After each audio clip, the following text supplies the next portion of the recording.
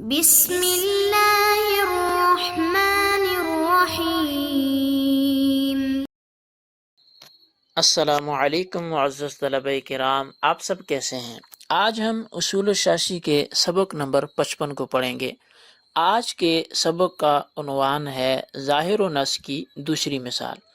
آج کی ہماری عبارت وَكَذَلِكَ قَوْلُهُ تعالی سے شروع ہوتی ہے۔ مصنف علیہ رحمہ یہاں سے نئے سبق کا آغاز کرتے ہیں۔ آئیے سب سے پہلے عبارت پڑھ کے اس کا ترجمہ کرتے ہیں، اس کے بعد باقاعدہ سبق کی وضاحت کی طرف بڑھتے ہیں۔ مصنف علیہ رحمہ لکھتے ہیں وَكَذَلِكَ قَوْلُهُ تعالی، اور ایسے ہی اللہ تعالی کا فرمان ہے فَانكِحُوا مَا طَابَ لَكُم مِّنَ النِّسَاءِ مَثْنَىٰ وَثُلَاثَ وَرُبَاعَ، کہ تم نکاح کرو وہ جو تمہیں عورتوں میں پسند آئیں، 2 3 یا اور 4۔ سیق الکلام لبیان العدد، یہ کلام عدد کے بیان کے لیے چلایا گیا ہے۔ وقد علم الطلاق والاجازۃ بنفس السماع،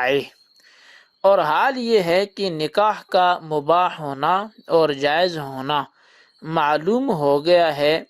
اس آیت کے صرف سننے کے ساتھ۔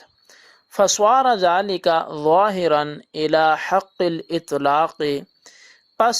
یہ ظاہر ہو گیا الی حق الاطلاق، باری تعالی کا یہ کلام نکاح کے مباح ہونے کے حق میں ظاہر ہو گیا، اور نصا فی بیان العدد، اور عورتوں کی تعداد کے بارے میں یہ نص ہو گیا۔ وَكَذَلِكَ قَوْلُهُ تَعَالَى لَا جُنَاحَ عَلَيْكُمْ إِن طَلَّقْتُمُ النِّسَاءَ مَا لَمْ تَمَسُّوهُنَّ أَوْ تَفْرِضُوا لَهُنَّ فَرِيضَةً، اور ایسے ہی اللہ تعالیٰ کا فرمان ہے کہ تم پر کوئی حرج نہیں ہے اگر تم عورتوں کو طلاق دے دو ان کو چھونے سے پہلے یا اس سے پہلے کہ تم ان کے لیے کوئی مہر مقرر کرتے۔ نص فی حکم من لم یسمى لها الشہر، یہ آیت نص ہے اس عورت کے حکم میں کہ جس کے لیے مہر مقرر نہیں کیا گیا۔ وظاہر فی استبداد الزوج بالطلاق، اور ظاہر ہے زوج کے مستقل بالطلاق ہونے کے حق میں۔ واشارۃ الی ان النکاح بدون ذکر المہر یصح، اور اشارہ ہے اس بات کی طرف کہ بے شک نکاح بغیر مہر کے ذکر کیے بھی صحیح ہو جاتا ہے۔ جی طلبہ کرام، یہ ہماری آج کے سبق کی عبارت اور اس کا ترجمہ تھا۔ اب آئیے اس کی باقاعدہ وضاحت کی طرف بڑھتے ہیں۔ تو وَكَذَلِكَ قَوْلُهُ تَعَالَى فَانكِحُوا سے مصنف ظاہر و نص پر دوسری مثال قرآن مجید فرقان حمید سے بیان کرتے ہیں۔ فَانكِحُوا مَا طَابَ لَكُم مِّنَ النِّسَاءِ مَثْنَىٰ وَثُلَاثَ وَرُبَاعَ، اب فَإِنْ خِفْتُمْ أَلَّا تَعْدِلُوا فَوَاحِدَةً، اب اس آیت کو اس لیے لایا گیا ہے کہ آزاد آدمی بیک وقت 4 عورتوں سے نکاح کر سکتا ہے، جیسا کہ مثنیٰ، ثلاثہ، رباع کے الفاظ دلالت کرتے ہیں کہ بیک وقت 4 سے زائد سے نکاح نہیں کر سکتا، جبکہ یہ آیت نکاح کے جائز و مباح ہونے میں ظاہر اس طرح ہے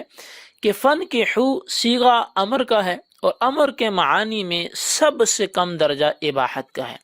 اور اہل زبان فَانكِحُوا کا صیغہ سنتے ہی اس سے مباح اور جائز کام کا معنی سمجھ لیتے ہیں، لہٰذا یہ آیت عدد کے بیان میں نص ہے اور نکاح کے مباح ہونے میں ظاہر ہے۔ یعنی اس آیت کا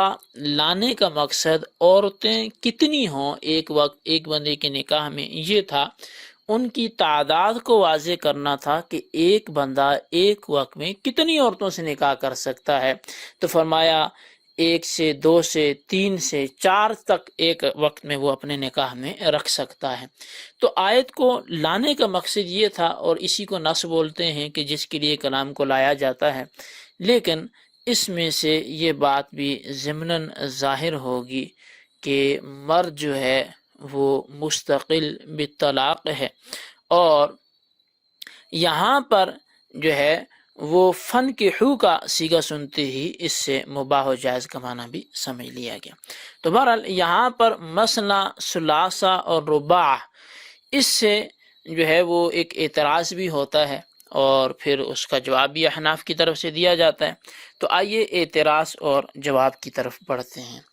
اعتراض یہ ہوتا ہے کہ مثنا، ثلاثہ، رباع سے باطل فرقوں نے 4 سے زائد بیویوں سے نکاح کے جائز ہونے پر استدلال کیا ہے، تو سوال ہے کہ وہ استدلال انہی الفاظ سے کیسے درست ہو سکتا ہے؟ تو اب اس کے جواب میں معلومات کے لیے یہ بات بیان کی جاتی ہے کہ بعض اصحاب ظواہر اور بعض روافض نے اس آیت سے 9 عورتوں سے نکاح کے جواز کا استدلال کیا ہے۔ انہوں نے مثنا بمعنی اثنین کے لیا ہے، یعنی دو عورتیں، اور ثلاث کو بھی 3 عورتوں کے معنی میں لیا ہے، اور رباع کو 4 عورتوں کے معنی میں لیا ہے۔ تو اب یہ 4 عورتیں، پھر 3 عورتیں، پھر 2 عورتیں، اگر اینڈ سے لگیں، شروع سے اگر دیکھیں تو پھر پہلے مثنا 2 ہیں،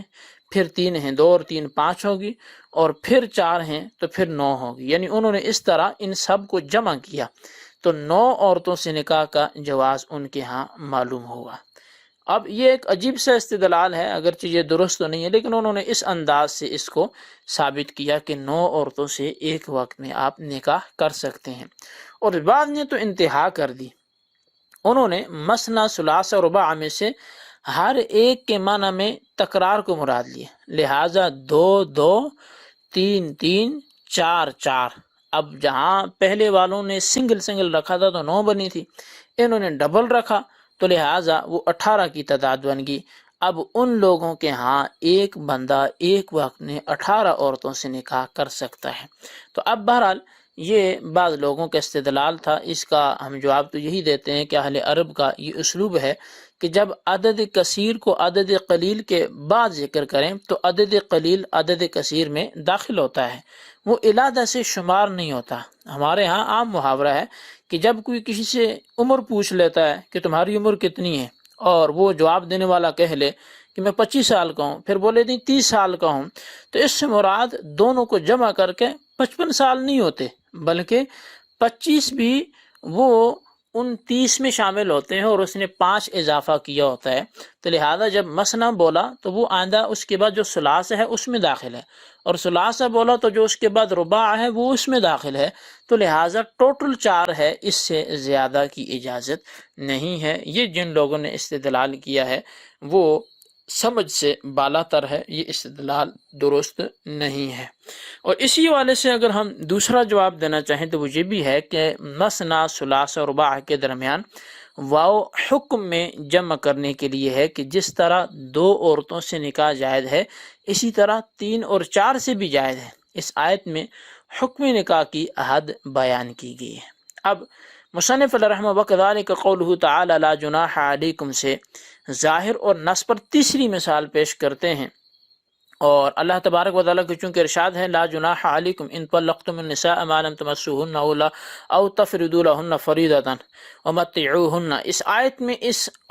عورت کا حکم بیان کرنا مقصود ہے کہ جس کا مہر مقرر نہیں کیا گیا اور جماع سے پہلے طلاق واقع ہو گئی ہے، تو ایسی عورت کے لیے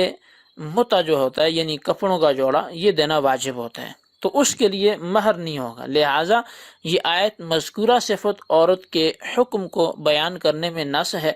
جبکہ یہ آیت ظاہر کی مثال اس طرح ہے کہ طلقتم کے لفظ سے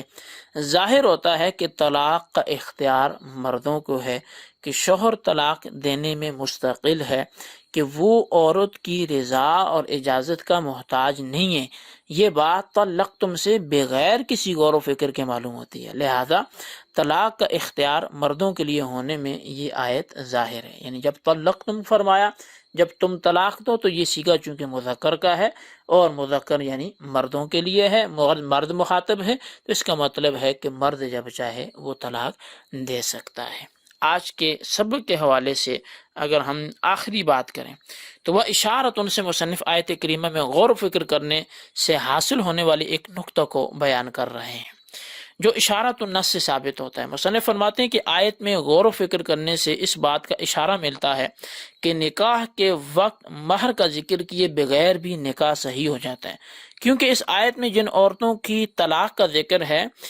یہ وہ عورتیں ہیں جن کا مہر متعین نہیں کیا گیا تھا، اور طلاق اس وقت ہو سکتی ہے جب نکاح صحیح موجود ہو، لہٰذا معلوم ہوا کہ مہر کے ذکر کیے بغیر بھی نکاح درست ہے، تبھی تو ان کی طلاق کے مسائل کو بیان کیا جا رہا ہے۔ بہرحال یہ ہمارا آج کا سبق تھا۔ آج کے سبق میں ہم نے ظاہر اور نص کی دوسری اور تیسری مثال پڑھی، اور پھر اشارۃ النص سے معلوم ہونے والے ایک نقطے کے بارے میں بھی ہم نے سمجھا۔ آئیے اس سبق کو خلاصتاً اپنے رجسٹر پر لکھیے اور بالخصوص ان سوالات کے جوابات دیں۔ سوال نمبر 1 یہ ہے کہ